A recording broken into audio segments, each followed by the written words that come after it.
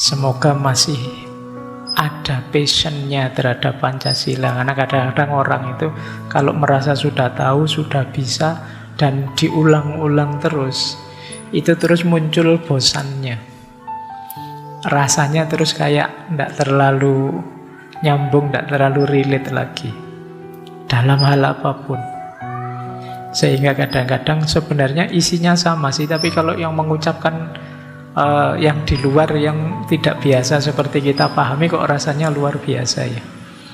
Nah itu di antara penyakit kita itu.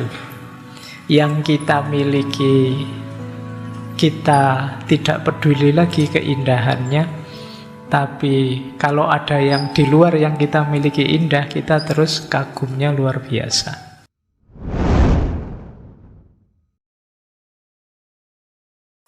Bismillah, mari kita lanjut lagi belajar kita melalui ngaji filsafat.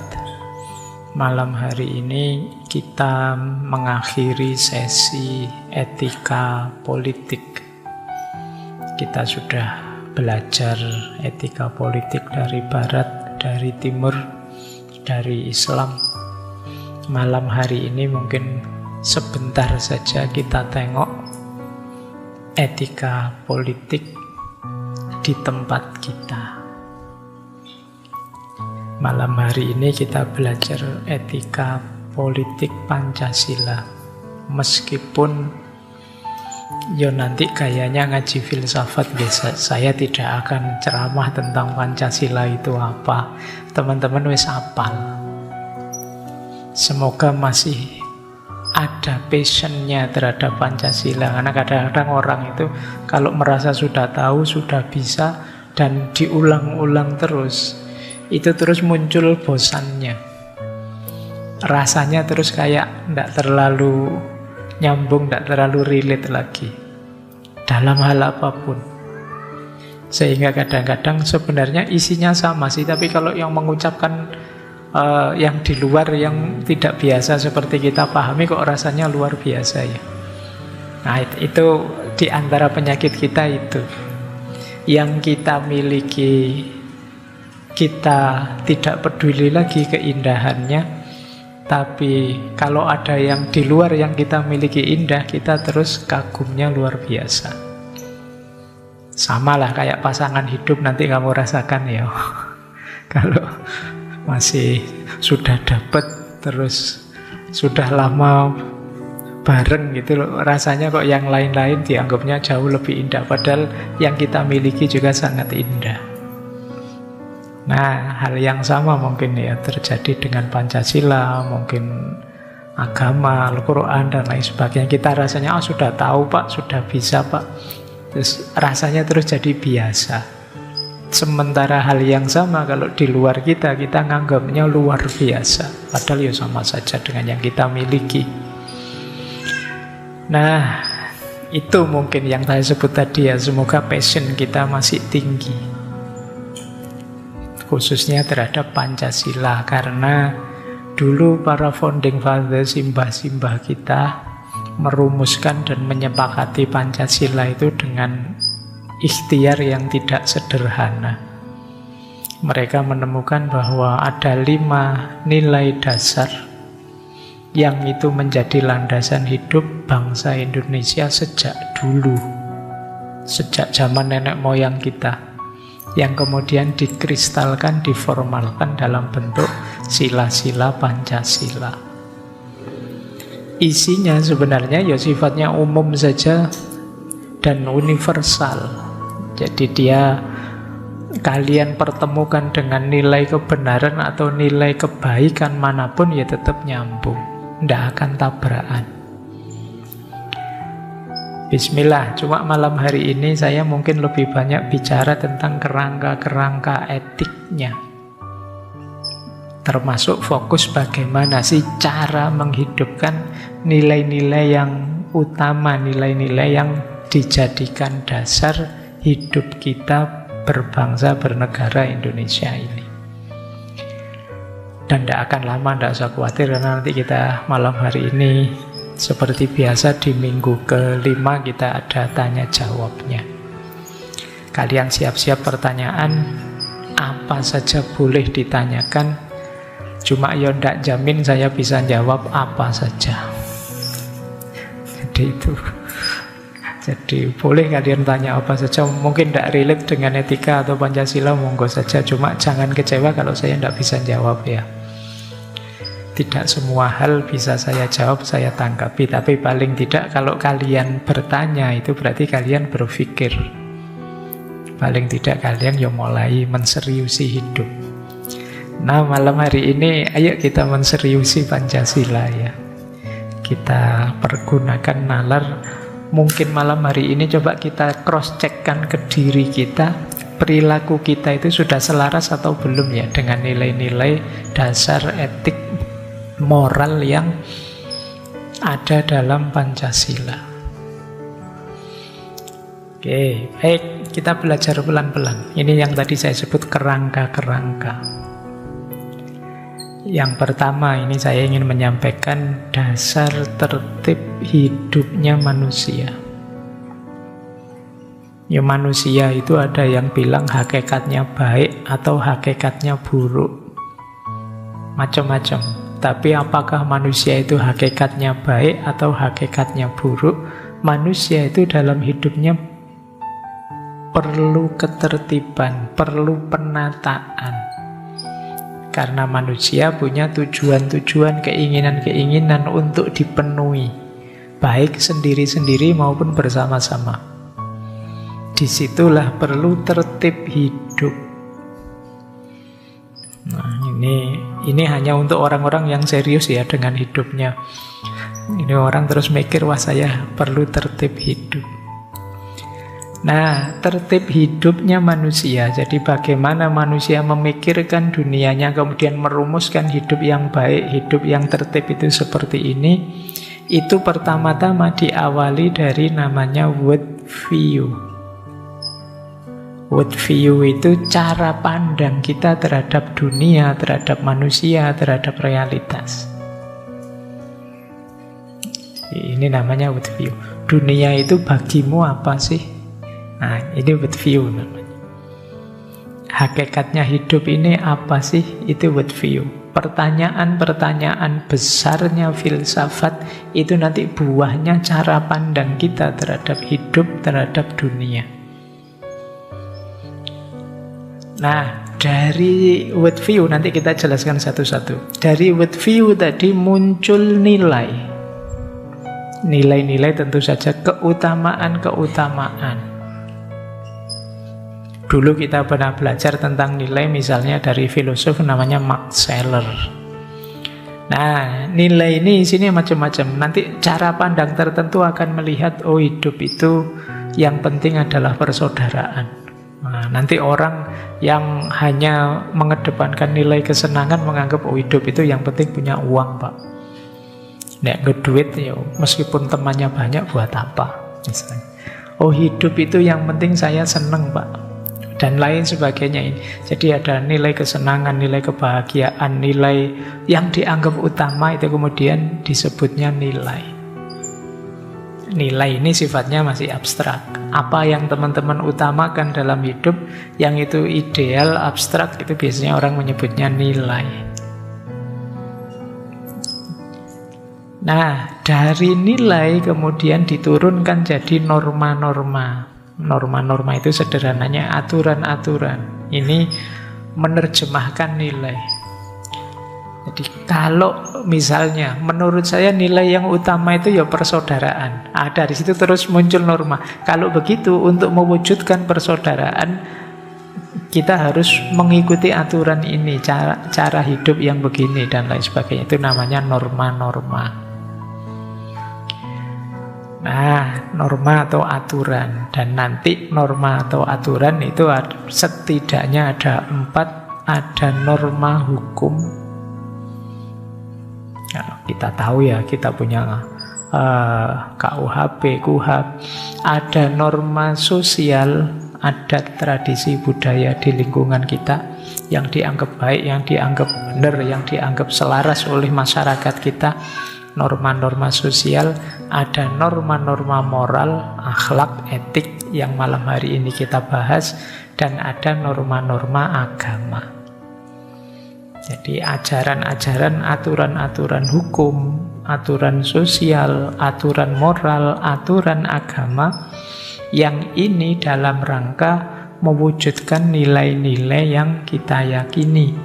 Yang nilai-nilai itu lahir dari cara pandang kita terhadap dunia. Ini ya rangkaiannya. Ini kalau bahasa saya, hidup yang serius memperhatikan ini. Banyak orang yang tidak peduli dengan hidupnya, maka kalau ditanya, menurutmu dunia ini apa sih? Nah, tidak mikir ke sana Pak, ruwet. Tidak mikir jeru-jeru buat apa Pak? Ya berarti di antara, jadi ada seorang filosof namanya Fazlur Rahman, filosof muslim kontemporer. Dia bilang di antara kelemahan kita, termasuk umat Islam hari ini, itu dia tidak punya worldview yang jelas. Jadi ada yang langsung jujuk normanya, jujuk hukumnya, tidak paham nilai apa sih yang ingin ditegakkan dari aturan hukum yang ini, atau moral yang itu, atau ajaran agama yang ini. Sehingga kadang-kadang jatuhnya, jeleknya apa sih Pak? Jujuk hukum, jujuk agama, langsung jujuk moral misalnya. Ya kamu tidak paham, ada yang ditegakkan, ada nilai yang diperjuangkan dari ajaran agama, moral, sosial, maupun hukum. Masyarakat kita misalnya bikin aturan ini, aturan itu kan namanya norma-norma sosial. Ini kan pasti mereka punya ideal. Di tempatmu kos-kosan misalnya ada aturan apel paling malam jam berapa kalau tahun ini? 10 ya? Atau jam 9? Nah misalnya, kamu ngapain sih diatur-atur? Jam 10 itu saya belum apa-apa Pak, masih misalnya. Loh iya, di balik aturan tadi ada nilai yang ingin ditegakkan, ada tertib hidup yang ingin ditegakkan. Jadi, nah kalau kalian paham nilai di balik itu, mungkin kalian lebih mantap menjalankannya. Oh ini demi persaudaraan kita, oh ini demi kedamaian, oh ini demi nilai keamanan, nilai kemanusiaan yang ini, dan lain sebagainya. Kenapa sih kok nilai ini harus kita perjuangkan? Kita punya cara pandang sendiri, bahwa hidup ini begini atau hidup itu begini. Inilah dasarnya tertib hidup. Kalau ini kita buang, ya orang jadi ruwet karena hidupnya tidak terarah, tidak tertib. Kita harus punya komitmen terhadap nilai-nilai, terhadap norma-norma, karena disitulah hidup kita bisa tertib. Kalau hidup tertib, pengembangan diri, pengembangan masyarakat juga mudah diarahkan. Baik, ini yang pertama. Saya jelaskan satu-satu sekarang. World view. Ini ya, world view itu ya artinya pandangan dunia, cara pandang kita terhadap dunia, cara seseorang atau sekelompok orang memahami, melihat dan menilai dunianya. Ya seperti saya bilang tadi, pertanyaan-pertanyaan, hidup ini apa sih, dunia ini apa sih, itu yang disebut cara pandang dunia atau world view. Jadi ini jadi dasar hidup kita. Kalian mungkin sadar, mungkin tidak. Setiap orang sebenarnya punya cara pandang. Pak, saya itu tidak mikir ke sana, saya santai saja kok Pak. Ya itu world view-mu. Santai, sakarepmu dhewe, ya itu world view-mu. Caramu memandang hidup, caramu memandang dunia. Pak, saya itu apa saja boleh gagal, yang penting jangan kehilangan teman. Karena bagi saya, nah ini cara pandangmu terhadap dunia namanya. Itulah world view. Variabelnya world view itu sebenarnya 3. Tadi saya sebut sudah ya. Cara pandang yang pertama, sudut pandang dan titik pandang kita terhadap dunia. Jadi misalnya ya, saya di depan mikrofon ini. Cara saya memandang mikrofon, dari sudut mana saya memandangnya, dan titik pandang. Titik pandang itu apa yang saya lihat dari mikrofon ini. Itu menentukan pemahaman saya. Cara saya memandang itu dengan menggunakan kacamata pembesar misalnya. Nah, sudut pandang saya dari atas, titik pandang saya ujungnya mikrofon ini saja. Kesimpulannya kan nanti, oh mikrofon itu adalah sesuatu yang mentol, ini ujungnya mentol. Terus kecil, dari atas kelihatan mungil meskipun saya pakai kaca pembesar. Jadi cara pandang, sudut pandang, dan titik pandang. Ngaji filsafat itu asik loh. Caramu memandang bagaimana? Ya saya lihat di sana banyak yang hadir. Terus sudut pandangmu, ya sudut pandang saya, ya saya melihatnya dari luar, tak lihat kok banyak. Titik pandangmu, saya melihat jumlah kopinya yang tiap hari tersebar, jumbo besar itu ternyata habis. Ini namanya cara pandang, sudut pandang, dan titik pandang terhadap dunia ini. Di situ nanti melahirkan pandanganmu terhadap dunia. Dunia ini hanya penderitaan saja. Nah, itu mesti berhubungan dengan caramu memandang, dari mana, sudut mana kamu memandang, dan apa yang kamu lihat, titik pandang. Hidup ini hakikatnya kebahagiaan. Nah, itu harus dicek lagi dia. Yang dilihat apa, cara memandangnya bagaimana, melihatnya dari sudut mana.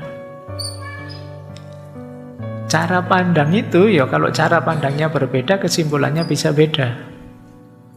Saya melek lebar-lebar dengan agak merem, ya hasilnya beda. Itu cara memandang. Saya pakai kacamata hijau apa pakai kacamata kuning, itu ya kesimpulannya bisa beda. Tembok ini kalau saya pakai kacamata merah, warnanya yang semula putih mungkin jadi pink atau jadi oranye. Nah, ini namanya cara mandang. Oh, pantas kamu kesimpulannya begitu, kamu pakai kacamata merah. Kalau sudut pandang, ya kalau saya lihat dari luar dengan dari dekat, dengan dari atas, dengan dari bawah, kesimpulannya bisa berbeda.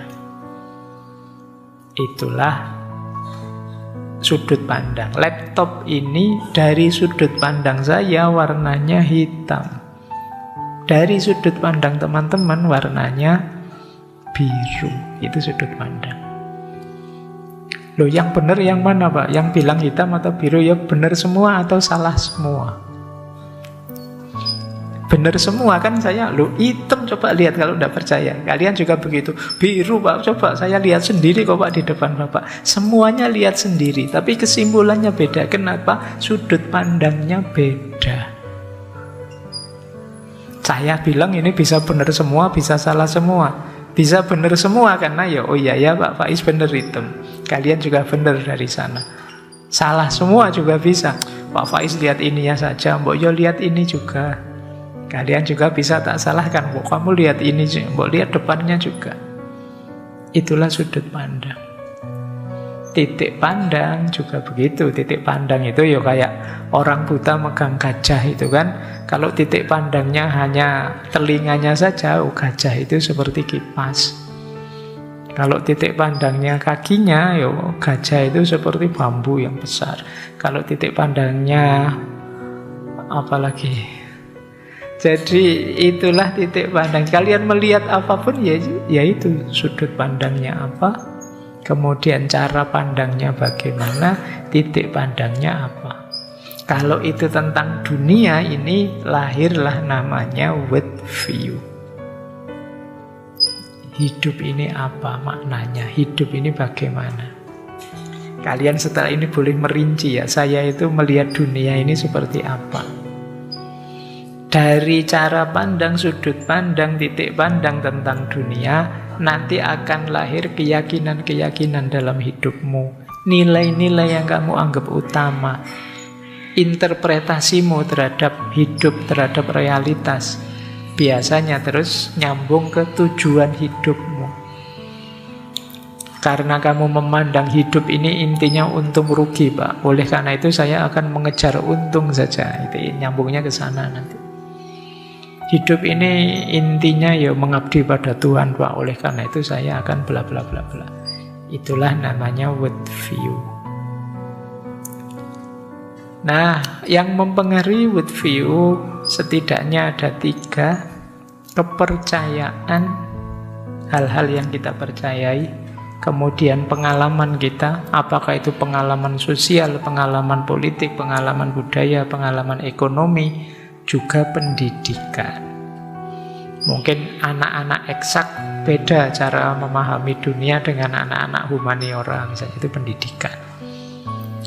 Yang terakhir, ada kalanya berpengaruh juga genetik dan psikologi. Genetik itu DNA warisan. Ada juga tesis yang bilang ya kayak DNA itu kan diwariskan. Maka beberapa karakter nenek moyang diwariskan. Sehingga cara kita memandang dunia biasanya mirip dengan nenek moyang kita. Misalnya, orang-orang timur itu suka hal-hal yang intuitif, hal-hal yang misterius, gaib, dan lain sebagainya. Nah, kita kan juga merasakan itu. Jadi, tidak hanya simbah-simbah kita, itu mungkin ada hubungannya dengan genetik. Sementara yang barat misalnya dianggap cenderung rasional misalnya. Nah, ada juga psikologi juga berpengaruh, tipe karakter masing-masing orang. Inilah world view, pandangan dunia. Setelah ini kalian bikin world view-mu sendiri-sendiri ya, caramu memandang dunia. Karena kamu tidak bisa mengevaluasi dirimu kalau tidak jelas. Hidup ini apa menurut, dan hidup ini apa, itu berarti cara pandangmu terhadap dunia. Lanjut. Nah, selain world view, nanti ada nilai yang tadi kita bahas ya. Dari world view nanti lahir nilai. Nilai itu muncul setelah kita menganggap dunia itu begitu. Terus, oh berarti hidup ini yang utama ini. Hidup ini yang selayaknya itu, yang pantas begini, yang baik begitu. Itu nilai sudah. Makanya teman-teman sering sekali diceramai bedanya antara das Sollen dengan das Sein. Kalau das Sein itu yang senyatanya, das Sollen itu yang seharusnya. Jadi yang seharusnya bagaimana? Orang itu kadang-kadang kalau ngomong tentang dirinya, das Sollennya. Tapi begitu ngomong tentang orang lain, das Seinnya. Sehingga nganggap dirinya baik terus dan nganggap orang lain jelek. Jadi dia menganggap dirinya itu baik, das Sollen. Jadi banyak orang yang ngomong tentang kebaikan dan merasa dirinya sudah baik. Banyak orang yang membaca buku-buku tentang berpikir kritis, tentang yang rasional dan lain sebagainya, dan merasa dirinya sudah rasional padahal belum pernah mikir. Hanya baca buku tentang berpikir rasional. Ini kita melihat diri kita dari aspek idealnya, das Sollen. Tapi kalau pada orang lain kita kejamnya hanya melihat faktanya, das Seinnya. Padahal sering saya jelaskan ya, fakta dan makna itu dua hal yang sebenarnya dekat. Kalau kita tidak mampu jeli memisahkannya, kita sering tertipu. Ngaji ini misalnya ya faktanya malam hari ini temanya ini, yang datang sekian, Pak Faiz ngomong sekian menit dan lain sebagainya, itu fakta. Tapi ngaji ini menarikkah, membosankankah, tidak pentingkah, itu namanya makna. Nah, makna ideal itulah nanti yang disebut nilai yang seharusnya. Baik, hidup pasti perlu nilai. Nilai itu kualitas, harga yang kita lekatkan pada sesuatu, itu nilai. Jadi sesuatu itu sebenarnya ya dalam dirinya sendiri netral saja. Kitalah yang menempelkan nilai. Ya, jadi pakai apalah baju model seperti itu bagi orang tertentu, wah itu bernilai sekali, bahkan yang lain enggak, itu enggak bernilai. Oh itu sopan sekali, kayak gitu enggak sopan. Itu nilai, jadi kita yang menempelkannya. Fakta bajunya ya baju saja sih. Tapi pemaknaan kita, penilaian kita bisa beda-beda. Ada yang orang yang ceria, ngomongnya banyak, itu orang yang enak diajak bergaul jadi teman. Tapi bagi yang lain, kalau orang ngomongnya banyak saya tidak suka. Beda nilai, beda pemaknaan. Ya faktanya ya ada teman yang ngomongnya banyak kan gitu saja. Tapi kamu suka, tidak suka, enak, tidak enak, itu nilai dari kita. Itulah nilai. Nah, dalam hidup bersama, termasuk berbangsa, bernegara, itu kan kita juga perlu nilai-nilai. Oh, yang penting ini, yang penting itu, biar kita masih tetap bisa bersama. Jadi, biar bangsa kita ini masih bersama, bisa unggul, bisa maju, dan seterusnya. Disitulah kalau ada yang tanya, kenapa sih Pak para founding father itu capek-capek bikin Pancasila, mbok sudah hidup itu dijalani saja bareng-bareng. Karena hidup bersama perlu nilai. Jangankan sebesar Indonesia, kalian berdua dengan temanmu sak kamar kos-kosan, itu kan juga perlu nilai yang ditegakkan bersama. Terserah ya di kamar ini kamu mau apa saja, tapi bersih ya. Nah, nilai kebersihan kamu utamakan. Atau yang lain, ya pokoknya di kamar kita bersih tidak bersih santai aja ya, yang penting kita senang, gembira ya. Nah, nilai kegembiraan yang diutamakan di kamar itu. Jadi tiap orang bisa beda-beda nilai yang diutamakan. Cuma kenapa sih kok dirumuskan nilai-nilai untuk bersama? Ya kalau dibiarkan sesuai dengan maunya setiap orang, ya bisa saja nanti tabrakan, konflik. Itulah nilai. Jadi nilai itu jadi pedoman kita melihat sesuatu. Dengan nilai tadi kita memahami objek. Dengan nilai itulah manusia kemudian bergerak, melakukan sesuatu, menjalankan sesuatu sesuai dengan nilai yang ingin dia perjuangkan. Dari nilai kita masuk ke norma. Norma ini aturan-aturan, standar-standar, pedoman-pedoman yang kita buat. Untuk apa? Menegakkan nilai-nilai. Nah, norma tadi ya, kita ada norma agama, norma moral, norma sosial, norma hukum. Ini perwujudan dari nilai tadi dalam bentuk aturan-aturan yang kita patuhi. Kenapa aturan ini kita patuhi? Untuk menegakkan nilai-nilai. Kenapa kok nilai-nilai itu yang kita tegakkan? Karena sesuai dengan cara pandang kita atau world view kita.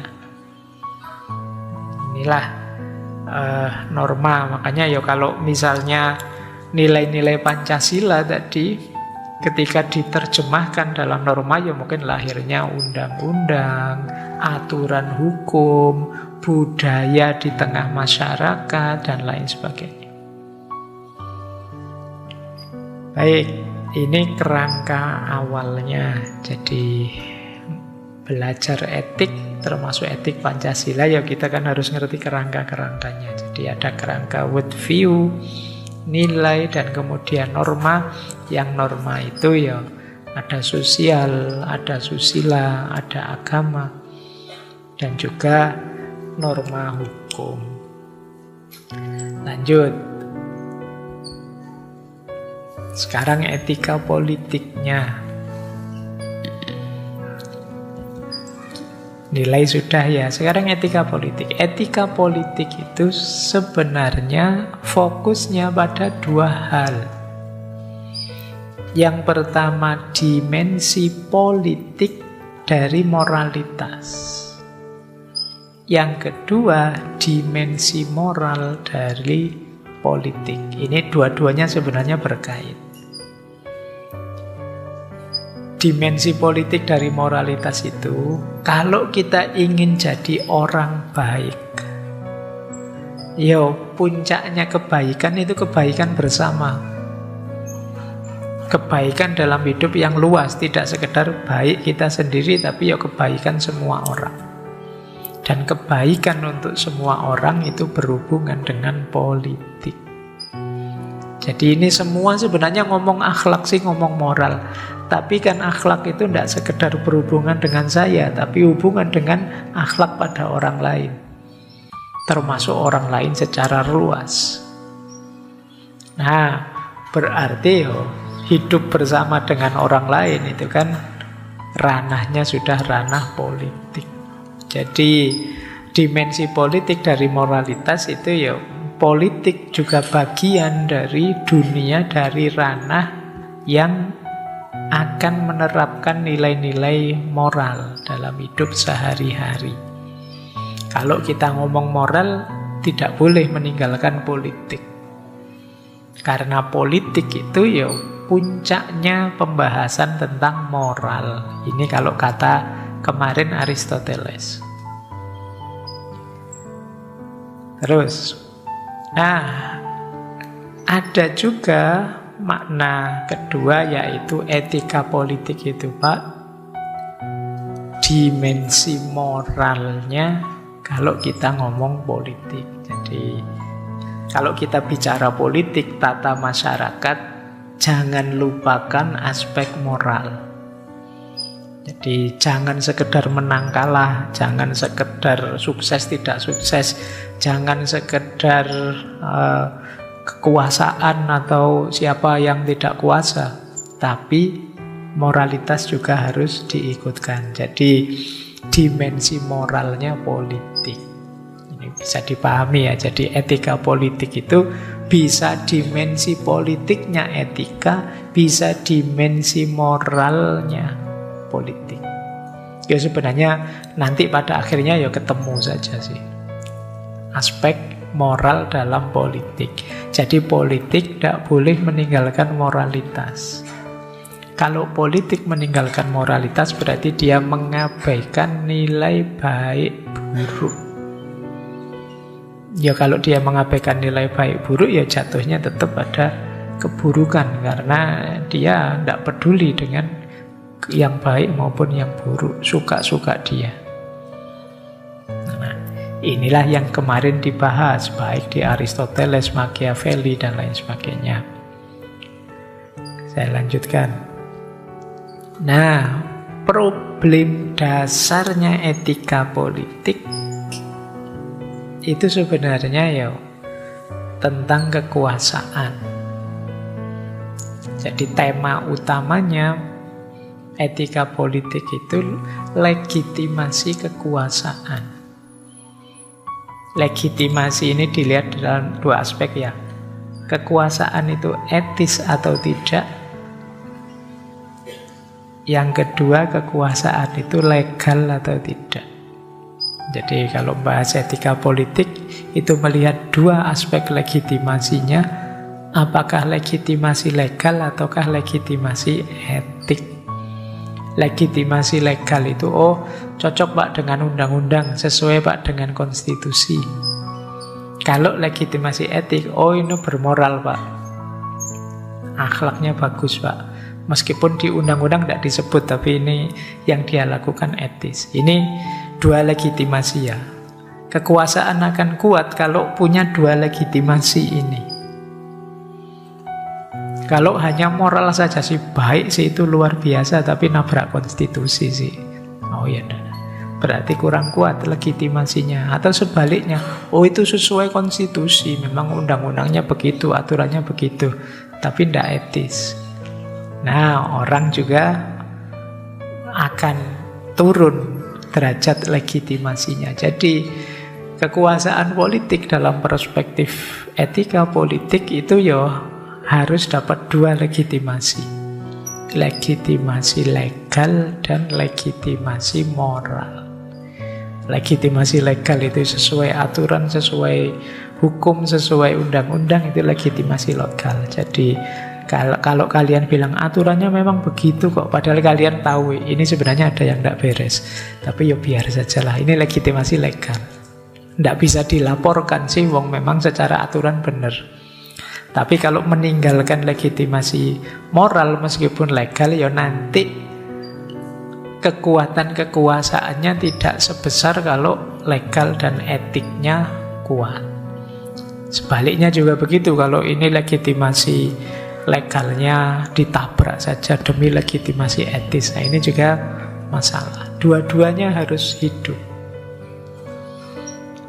Ada orang yang nabrak legal demi moral, ada orang yang nabrak moral yang penting legal. Dua-duanya lemah secara legitimasi. Kalau bisa ya dua-duanya hidup. Ini prinsip dasar dalam etika politik. Baik, itu tadi pengantarnya, guys. Sekarang ke Pancasilanya. Nah, Pancasila itu kalau di Indonesia kan dia sistem nilai dasar yang harus melandasi semua aktivitas perilaku kita dalam bernegara, dalam berbangsa. Makanya orang sering menyebut Pancasila itu sistem nilai. Harus diapakan sih Pak Pancasila itu kalau dijadikan sistem nilai kita? Yang pertama, dia harus jadi prinsip dasar perilaku kita. Tidak boleh nabrak nilai-nilai yang ada di sana. Karena pakai logika di depan tadi ya, nilai itu sesuatu yang harus kita tegakkan demi tertib hidup manusia. Nah, di Indonesia disepakati 5. Nanti kita bahas lebih detail nilai apa saja. Tapi dia harus jadi prinsip dasar perilaku dan juga standar perilaku. Kemudian dalam hidup kita mungkin banyak nilai macam-macam. Mungkin ada tadi loh, ada nilai kesenangan, ada nilai kebahagiaan, ada nilai kenyamanan, ada nilai keuntungan dan lain sebagainya. Tapi karena dia sistem dasar nilai Pancasila itu, dia harus kita prioritaskan dibandingkan nilai-nilai yang lain. Nah, inilah di situ kita baru boleh disebut, wah ini Pancasilais berarti. Nah, ini karena memang nilai-nilai Pancasila kita dulukan. Ketuhanan, kemanusiaan, persatuan, kerakyatan, keadilan. Ini kita dulukan. Dibandingkan mungkin ada nilai-nilai yang lain yang belum tercantum di situ. Mungkin juga yang belum tercantum ada yang baik, tapi belum masuk ke situ. Tidak masalah, wong kita sudah berjanji yang baik yang ini yang kita dahulukan. Itu yang disebut dia sistem nilai dasar. Kemudian parameter untuk keberhasilan atau kegagalan kita dalam mengelola bangsa dan negara. Jadi kok ada perilaku kita yang tidak berketuhanan, ya perlu dievaluasi. Kok ada perilaku kita yang tidak manusiawi, kok ada orang yang maunya gegeran terus pecah-pecah terus ya, atau orang yang tidak demokratis, ingin menang sendiri, atau orang yang tidak adil dan lain sebagainya. Parameternya ya Pancasila tadi. Nah, itu yang disebut Pancasila sebagai sistem dasarnya nilai.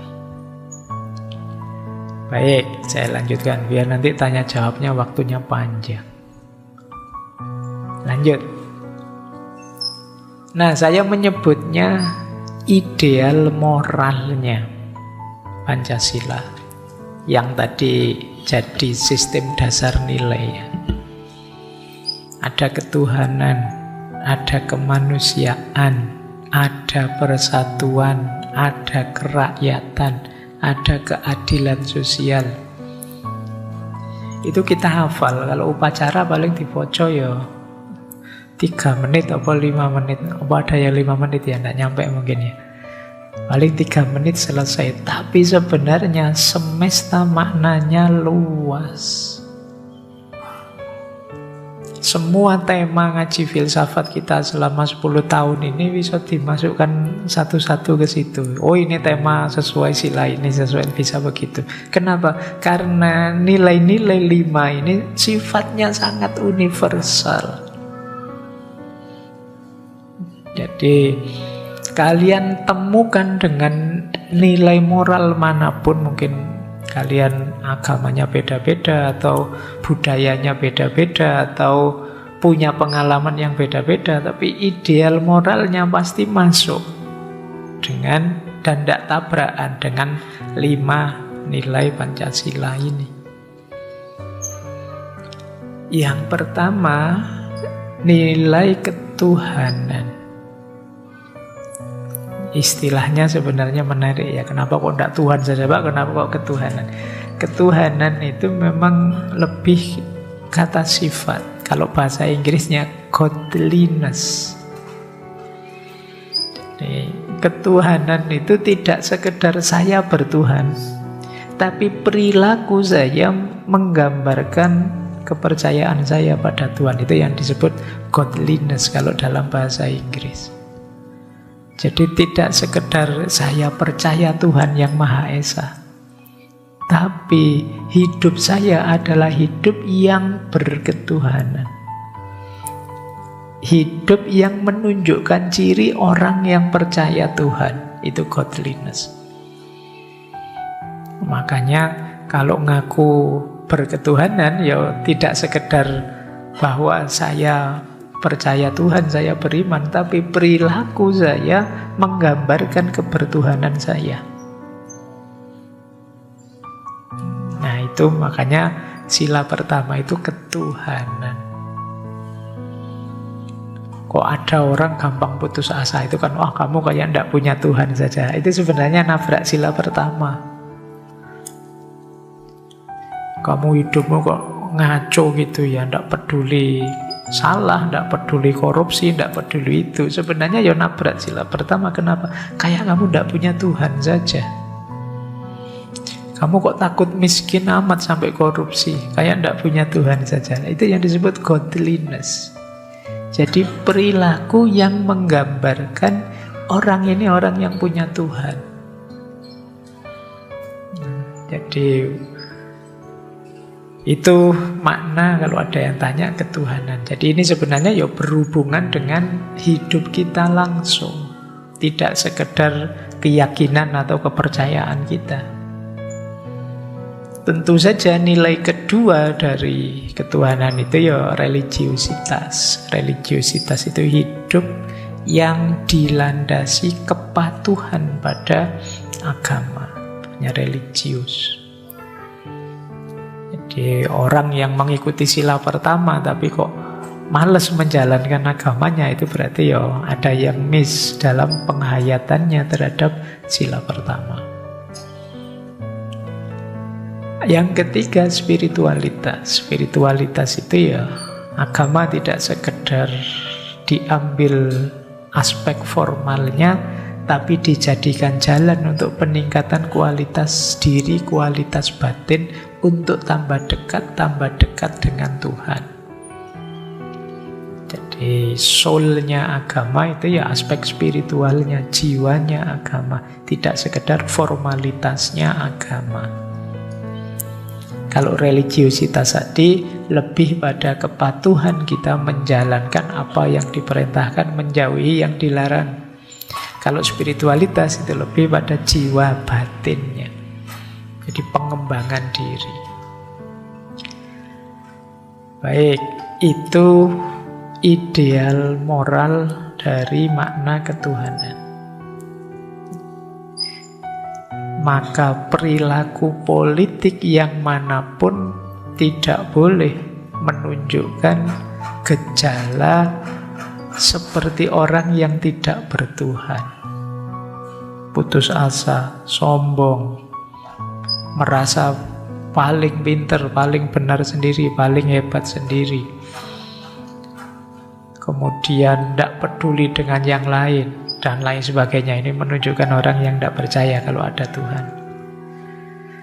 Ini makna pertama. Jadi kalau kalian ingin disebut Pancasilais, ya justru kalian harus sangat religius dan sangat spiritual. Seorang yang berkarakter ketuhanan. Makna pertama. Kedua, kemanusiaan. Ini humanity. Oh, ini tambah luas lagi. Kemanusiaan itu dalam pemaknaan saya berhubungan dengan ideal moral, right, dignity, respect, dan empati. Right itu kesadaran bahwa tiap orang punya hak asasinya masing-masing. Ini pelajaran HAM itu pelajaran tentang rights, maka perilaku apapun yang nabrak hak asasi manusia itu ya secara otomatis nabrak sila kedua. Ini ideal moral dari kemanusiaan. Apalagi kalau di sila kita ditambahi yang adil dan beradab. Berarti tidak boleh ada pelanggaran moral seperti apapun. Karena pelanggaran moral menunjukkan kita kurang beradab. Dan juga tidak adil. Ada hak kehormatan orang lain yang kita langgar. Yang kedua, dignity. Dignity itu martabat kemanusiaan. Jadi, jangan lakukan apapun yang menjatuhkan martabatmu sebagai manusia. Apakah itu kekejian, kejahatan, perilaku amoral, immoral, dan lain sebagainya. Dalam rangka apa? Dignity, biar martabatmu sebagai manusia tidak jatuh. Untuk martabat itu sebenarnya batin kita sudah punya alarmnya. Kalau teman-teman melihat kok ada adegan yang melanggar martabatnya manusia, mesti tidak enak rasanya dilihat, mual rasanya, tidak nyaman. Manusia kok bunuh-bunuhan, itu kita melihatnya kan tidak enak, tidak nyaman. Melanggar martabatnya manusia. Harusnya manusia tidak begitu. Manusia kok senangannya maki-maki, ngomongnya pahit, rasanya tidak enak. Apapun jenis perendahan martabat manusia itu rasanya tidak nyaman, tidak enak. Kenapa? Di situ kemanusiaan sedang dilanggar. Ya kriminal apapun, pelanggaran apapun itu ya rasanya merendahkan martabat manusia. Dan jangan salah, yang merendahkan martabat manusia itu manusianya sendiri. Apa pernah makhluk selain manusia merendahkan manusia? Tidak ada. Wah, kucingku ini ngece banget ya, tidak ada kan gitu. Melecehkan banget ini ayamku ini, nggak peduli sama aku. Tidak, dia tidak punya. Yang bisa merendahkan martabat manusia itu ya kita sendiri. Manusianya sendiri. Makanya ditegaskan di prinsip kedua, jangan ada yang abai martabat manusia. Dan yang keempat, kemanusiaan itu kalau berhubungan dengan orang lain didasarkan pada empati. Empati itu memposisikan saya di kamu, memposisikan aku di kalian. Kemampuan kita untuk, kalau bahasa Inggrisnya transposisi, ganti posisi. Jadi seandainya aku kalian, bisa saya rasakan bingungmu, stresmu misalnya. Nah ini terus saya bisa berempati. Aku ikut merasakan apa yang kamu rasakan. Makanya rumus dasarnya kemanusiaan dalam aspek moral itu kan, lakukan apa yang engkau ingin orang lain lakukan padamu. Golden rule. Dan juga silver rule. Jangan lakukan apa yang kamu tidak ingin orang lain lakukan padamu. Jadi ini prinsip basic sudah. Dan ini bahasa saya, ini jenis empatik. Kalau kalian tidak senang ada orang ngomong panjang-panjang, ya kalian kalau ngomong jangan panjang-panjang. Kalau kalian tidak senang dipukul, jangan mukul. Kalau kalian tidak senang dicereweti, jangan cerewet. Ini kemampuan mengempati.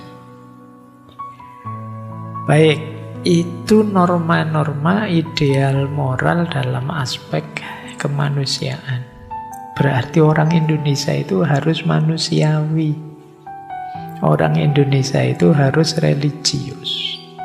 Sila pertama, sila kedua.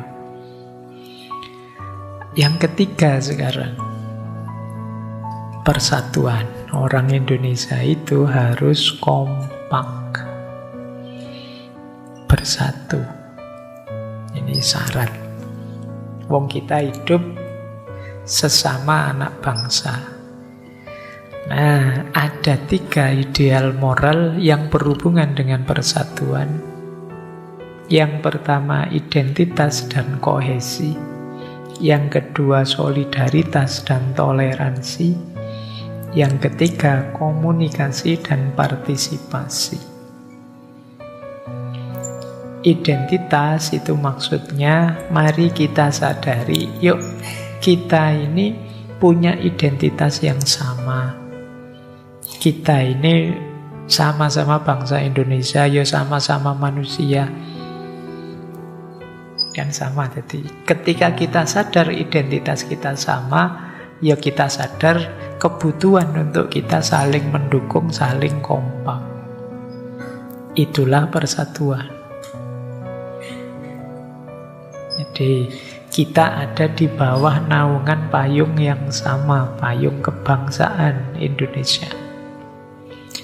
Nah, selain identitas ya ada kohesi. Yang minggu lalu kita belajar Ibnu Khaldun ya, kohesi, asobia. Saling terikat di antara kita, ikatan sosial. Mari kita cari sebanyak-banyaknya hal yang bisa mengikat kita. Kita sama-sama lahir di sini, kita sama-sama bangsa Indonesia, kita sama-sama dididik di sini, kita sama-sama menikmati airnya dan tanahnya, kita sama-sama. Ini nanti akan merekatkan kita. Jadi ini rumus pertama. Untuk bisa bersatu, ada kesadaran akan identitas dan kemauan untuk kohesi, saling melekat, saling nyambung. Yang kedua, persatuan juga bermakna solidaritas dan toleransi. Solidaritas berarti saling peduli, toleransi saling menerima keberadaan. Itu syarat sudah. Kalau tidak saling peduli, ya saling cuek. Susah kita bersatu, susah kita kompak. Itu kayak orang bal-balan terus egoisnya luar biasa. Digiring sendiri, ditendang sendiri, ya mesti akhirnya tidak gol. Kalau ingin gol, ya saling peduli. Solidaritas sosial harus kuat. Kemudian selain solidaritas, toleransi. Toleransi itu kita menerima hadirnya yang lain. Semoga tidak ada yang merasa ilfil dengan kata toleransi. Saya belakangan beberapa kali melihat postingan orang yang semacam tidak suka dengan toleransi. Alah, toleransi itu bolak-balik gitu. Tapi toleransi itu penting. Syarat minimal kebersamaan kita itu toleransi. Saya sebut minimal karena ada yang lebih tinggi, lebih ideal. Toleransi itu kesediaan kita untuk menerima yang lain, yang berbeda dengan kita. Kalau ini tidak ada, ya sulit. Kita hidup bareng-bareng.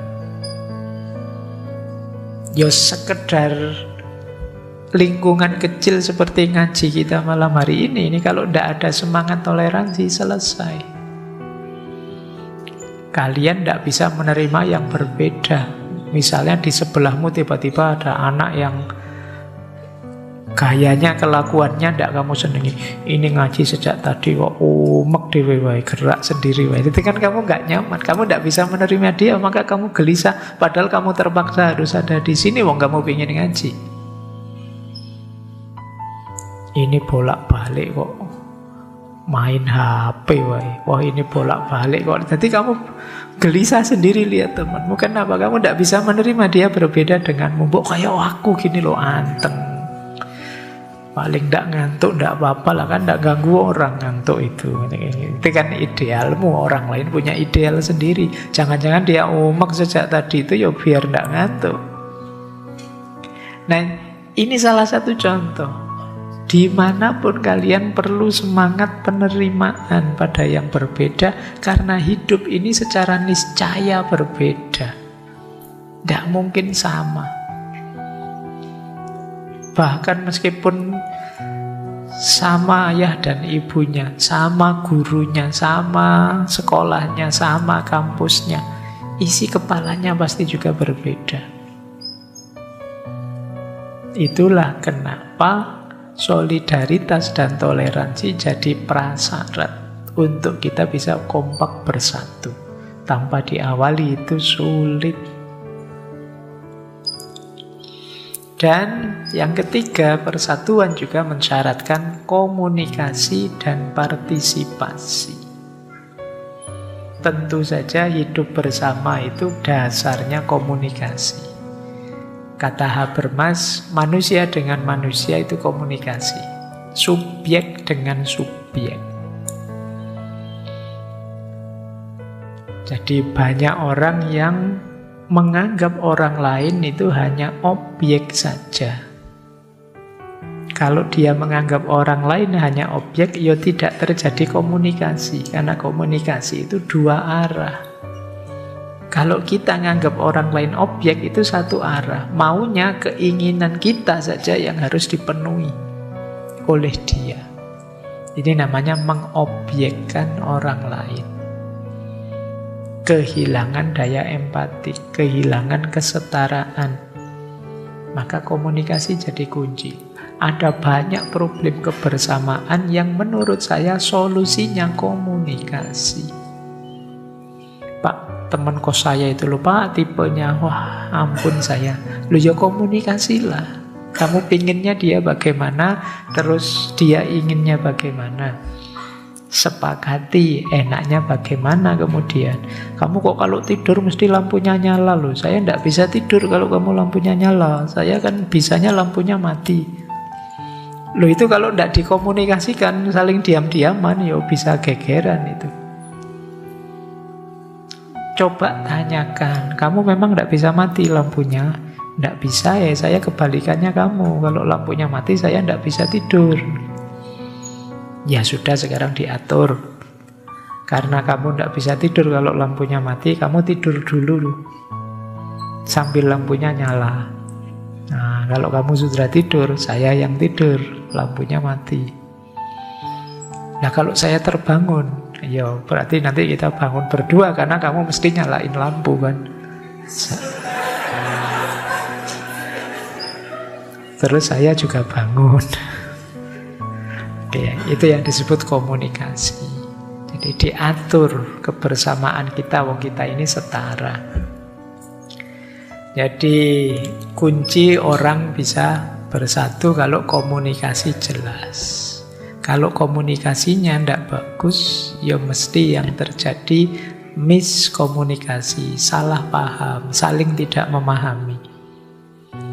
Kalau komunikasi jelek, partisipasi juga jelek. Aku tidak bisa membantu kamu, aku tidak bisa terlibat dalam hidupmu, karena aku tidak tahu kamu seperti apa, maumu bagaimana. Jadi mungkin aku menganggapnya baik, bagi kamu buruk, karena aku tidak tahu kamu seperti apa. Kenapa aku tidak tahu? Karena kita tidak pernah komunikasi. Itulah ideal-ideal dari persatuan. Kemudian, ini harus agak cepat ya, materinya masih banyak. Terus ya, yang keempat, kerakyatan. Kalau kerakyatan itu ada beberapa ideal moral. Yang pertama, kedaulatan. Bahwa kedaulatan ya tentu saja ada pada rakyat. Jadi yang punya daulat, yang punya kuasa itu hakikatnya rakyat. Ya yang sekarang di atas itu sebenarnya mewakili atau diberi mandat, diberi tugas oleh rakyat. Jangan lupa prinsip ini. Jadi awas keliru ya. Mewakili itu maksudnya menata, mewakili untuk menata, bukan mewakili sudahlah rakyat miskin saja saya wakili, saya yang kaya, bukan itu. Rakyat yang susah saja, yang seneng biar saya wakili, kan sudah saya wakili, berarti biar, bukan begitu. Karena kedaulatan ada di rakyat. Yang kedua, demokrasi. Jadi ya makna gampangnya, kalau demokrasi itu kan dari rakyat oleh rakyat, masuk ke prinsip kesetaraan, siapapun punya suara, siapapun punya hak, meskipun jangan lupa kewajibannya. Yang ketiga, kebijaksanaan. Harus paham situasi, harus paham konteks, sehingga kalau mengambil keputusan tidak merugikan. Makanya sila keempat itu ada hikmat kebijaksanaan. Ini sila keempat ini dekat dengan filsafat ya. Kita tiap hari bilang filsafat itu cinta kebijaksanaan. Nama lain filsafat ya hikmah. Ternyata kalau di sila keempat, kebijaksanaan atau hikmah itu diorientasikan untuk kepentingan rakyat.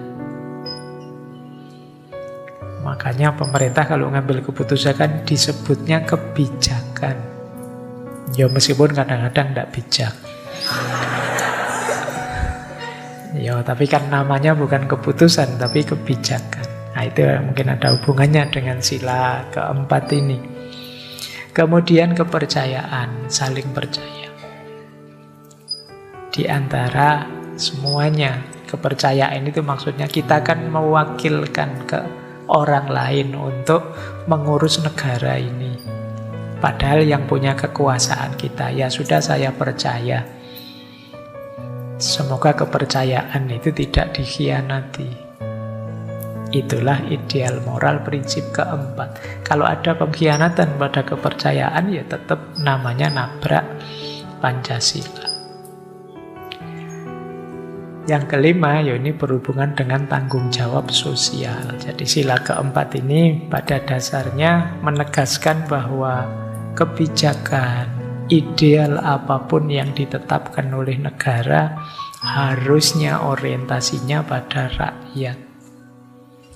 Tidak sekedar mengatasnamakan rakyat. Dua hal yang berbeda. Kalau mengatasnamakan itu ya kata-kata rakyatnya dipakai, meskipun mungkin untuk kepentingannya sendiri. Oh ini untuk kepentingan rakyat loh, tapi padahal untuk kepentingannya sendiri, ya itu namanya mengatasnamakan saja. Nah yang terakhir keadilan. Keadilan ini ya puncaknya sebenarnya. Dalam ideal moral keadilan ada kesetaraan, ada distribusi yang adil, ada anti diskriminasi. Kalau terlanjur tidak adil harus ada proses rehabilitasi dan pemulihan. Ini 4 ideal moral untuk keadilan sosial. Saya membayangkan kalau kita semua berkomitmen terhadap ideal-ideal nilai moral dari Pancasila ini, bangsa kita sebenarnya luar biasa. Cuma kita sering lupa atau pura-pura lupa bahwa kita punya tata nilai seindah ini. Jadi kita itu diimpikan oleh para founding fathers bahwa bangsa kita itu jadi bangsa besar yang berketuhanan, berkemanusiaan, bersatu, semuanya berorientasi kesejahteraan kerakyatan, semuanya saja secara adil. Ini kalau bisa hidup semua, ya makanya kemudian zaman dulu muncul istilah kalau kita bisa melakukan ini semua, ya kita akan jadi bangsa yang gemah, ripah, loh jinawi, yang makmur, yang membanggakan. Cuma ya itu tadi, kita sering lupa dengan nilai-nilai ini. Kita sering terdistraksi oleh kepentingan-kepentingan sesaat kita. Sampai banyak yang tidak bangga dengan dirinya sendiri. Baik,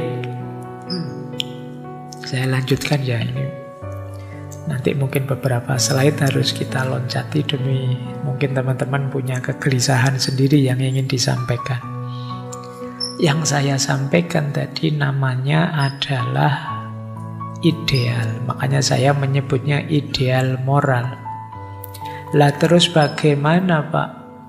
Dari ideal bisa jadi kenyataan.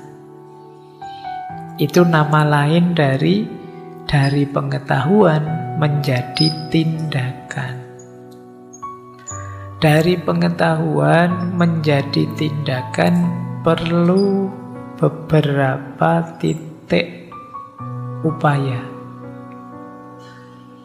Tidak bisa tiba-tiba orang semuanya disuruh mampu menjalankan. Ada beberapa ikhtiar yang perlu dilakukan. Kita juga begitu, Pak. Saya ingin agar nilai-nilai Pancasila itu bisa saya jalankan. Oke, ada prosesnya. Yang pertama namanya pemahaman. Malam hari ini yang kita lakukan ini jenisnya pemahaman. Kalau teman-teman ikut penataran, ikut pelatihan ini, pelatihan itu yang berhubungan dengan Pancasila, itu arahnya ke pemahaman. Kalau sudah paham, langkah kedua adalah resepsi dan integrasi. Resepsi itu maksudnya, ayo kita masukkan nilai-nilai tadi dalam hidup kita. Resepsi bukan pernikahan. Resepsi itu menyerap. Jadi kita biarkan teksnya, kita biarkan pemahaman itu masuk. Kita kontekkan untuk hidup kita. Misalnya tadi saya kasih gambaran, kita itu hidup harus tidak diskriminatif pada orang lain. Loh, tidak diskriminatif kalau konteks saya begini, Pak. Itu namanya resepsi. Kita itu harus toleran terhadap yang berbeda. Oh, toleran terhadap yang berbeda. Kalau konteks saya, itu saya di kelas ada teman yang beda aliran, Pak. Satu sukanya bubur yang diaduk. Bukan ya. Jadi pokoknya menghadapi perbedaan, ya mungkin satu aliran ini, satu aliran itu, saya kebetulan aliran yang lain, dan saya bisa menerima aliran apapun. Itu konteks saya, Pak. Ini namanya resepsi. Pancasila itu menuntut kita untuk berperilaku sesuai dengan tuntunan Tuhan, berketuhanan. Oh, kalau untuk saya, Pak, berketuhanan itu begini, karena saya seorang Muslim, saya fikihnya mengikuti mazhab Syafi'i, ini kalamnya mengikuti Asy'ari dan lain sebagainya, maka saya melakukan ini. Akhlaknya mengikuti Imam Ghazali misalnya, maka saya melakukan ini. Itu konteks saya. Itu namanya melakukan resepsi dan integrasi.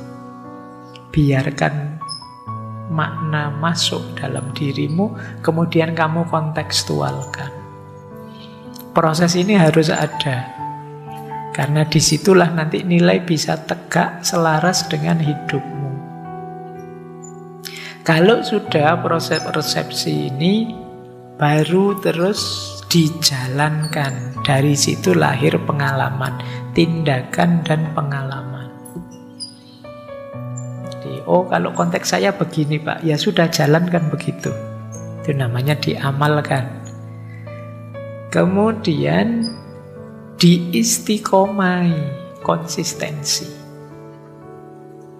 Kita lanjutkan lagi, kita ulang lagi. Biar apa? Biar jadi karakter kita. Sehingga nanti secara otomatis ya akan keluar seperti itu. Setiap kali dibutuhkan. Nah, Jadi caranya begitu. Untuk membangun karakter, kalian sebenarnya ingin membangun karakter apa saja dalam dirimu yang kalian merasa hari ini belum punya, masukkan, jalankan, istiqomai. Setelah diulang-ulang berapa lama, pasti karakter itu akan bentuk dalam dirimu. Pancasila juga begitu. Ulang-ulang secara konsisten. Ada kalanya kalian tidak bisa menghidupkannya sendiri. Perlu bantuan orang lain. Mungkin di nilai-nilai tertentu keterlibatan orang lain diperlukan, maka harus mau kolaborasi. Wong kita ini memang hakikatnya makhluk sosial, apalagi di dunia politik. Kemudian yang terakhir, mari kita sadari wong kita itu manusia yang sering sekali khilaf, meleset, salah paham, tidak paham. Maka yang terakhir, evaluasi. Mari kita evaluasi yang kita jalankan. Apa memang sudah cocok? Saya kira saya itu sudah cocok dengan nilai yang saya yakini, ternyata masih belum. Nah, terus direvisi lagi, diperbaiki. Kalau sudah dijalankan lagi secara istiqomah. Inilah caranya menghidupkan nilai tadi. Maka itu yang saya bilang bahwa saya tidak akan jelaskan detail. Teman-teman bisa baca dari mana-mana buku, tapi yang lebih penting hari ini menghidupkannya. Jadi mari kita hidupkan nilai-nilai yang tadi sudah kita yakini mantap isinya, kemudian sekarang tinggal menerjemahkannya secara konkret. Baik, ini harus segera slide terakhir ini. Saya loncat ya sampai yang terakhir, kapan-kapan kita uraikan lebih lengkap.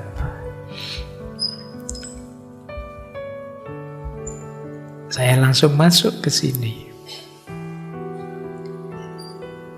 Untuk menghidupkan yang ideal tadi, kita perlu dukungan karakter. Nah, di situ saya gambarkan ada karakter positif, ada karakter negatif. Semakin banyak karakter negatif, semakin sulit kita menegakkan nilai-nilai termasuk Pancasila. Semakin kuat karakter positif kita, semakin mudah kita menegakkan nilai-nilai. Maka pendidikan karakter menurut saya jadi kunci awal untuk lebih banyak orang bisa mengikuti, menghidupkan nilai-nilai etik Pancasila tadi. Yang negatif apa? Yang pertama, ini istilah saya ambil dari filosof Iran yang beberapa kali pernah kita bahas, Ali Syariati. Beliau menyebut ada orang-orang tipe asimilator. Dari kata-kata asimilasi. Ini orang-orang yang merasa bangsanya rendah dan menganggap bangsa lain tinggi. Dia jijik kepada dirinya sendiri dan mengidolakan yang di luar dirinya. Ini kata Ali Syariati, tipe asimilator. Dia, ya kalau bahasa sederhananya, tidak punya rasa cinta tanah airnya. Bagi dia, tanah airnya itu jelek saja. Kita itu bangsa lemah, kita itu bangsa terbelakang, kita itu bangsa yang masih deso, kita itu bangsa yang tidak maju. Masyarakat kita itu masih kuno, masih feodal. Pokoknya kita itu serba jelek semua. Ini kata Ali Syariati, banyak tipe orang asimilator seperti ini. Lu kalau begitu tidak boleh Pak ngeritik bangsa sendiri. Boleh, kritik dengan tujuan konstruktif, tapi jangan minder. Jangan merasa kecil, jangan merasa kita lemah, jangan merasa kita tidak bernilai. Jadi kalau kita seperti itu, apalagi kemudian mengidolakan yang di luar, Kita tidak ada apa-apanya sama bangsa itu, bangsa ini. Kata Alisarati, kita tipe asimilator. Mungkin kita ingin melakukan asimilasi budaya, tapi dengan cara mengalahkan atau merendahkan dirinya sendiri. Nah, ini karakter yang negatif. Jangan sampai ada ya kita yang begitu. Yo, memang masih banyak kekurangan di kita. Teman-teman sering menyebutnya, kita sekarang tidak baik-baik saja Pak. Ya tidak apa-apa, tapi tetap banggalah. Kita bangsa yang besar. Kita punya sistem nilai yang juga luar biasa. Yang kedua, karakter negatif lagi, apatis. Cuek. Alah Pak, ngapain sih bahas-bahas Pancasila? Apa pentingnya? Tidak akan bangsa kita lebih baik karena itu. Orang-orang apatis. Meskipun kita semua sudah Pancasilais, sopo akan maju Indonesia ini. Wong kita itu mentalnya sudah mental miskin kok Pak. Apatis. Tidak percaya diri, sudah cuek, sudah abai. Kalau karakter kita seperti ini loh, wong itu kita. Kalau kitanya sendiri seperti itu ya sulit kita maju, sulit kita bangkit. Yang ketiga adalah karakter egois. Yang dipikir dirinya sendiri terus, tidak peduli yang lain. Aku dan kelompokku dan aliranku dan partaiku, ini tipe egois. Jadi seolah-olah Indonesia itu ya hanya seputar aku saja, atau seputar partaiku saja, atau seputar kelompokku saja. Ini mental egois. Mental egois tentu saja kontribusinya minimal, karena dia hanya peduli dengan dirinya dan kelompoknya. Ada lagi karakter negatif yang keempat, yaitu karakter manipulatif. Karakter manipulatif itu biasanya orientasinya keuntungan. Mencari untung meskipun kadang melakukan trik, melakukan rekayasa, yang penting aku untung. Tidak apa-apalah Pancasila, yang penting aku untung. Dengan melakukan ini itu yang selaras dengan Pancasila, aku dapat ini, dapat itu. Manipulatif. Kadang-kadang juga melakukan rekayasa-rekayasa, tipuan-tipuan. Seperti orang, kalau dulu kita pernah belajar di Yunani ada kaum sofis, kan itu kan yang benar dan yang baik dimanipulasi untuk dia dapat keuntungan. Pak, korupsi boleh enggak Pak? Ya lihat dulu. Kalau korupsinya membawa maslahat dan manfaat untuk bangsa dan negara misalnya, enggak tahu gimana caranya korupsi bisa manfaat dan maslahat itu. Ya alasan bisa dicari-cari sih. Ini tipe-tipe orang yang manipulatif. Karakter kalau seperti ini sulit. Inginnya enak terus, apapun jalannya.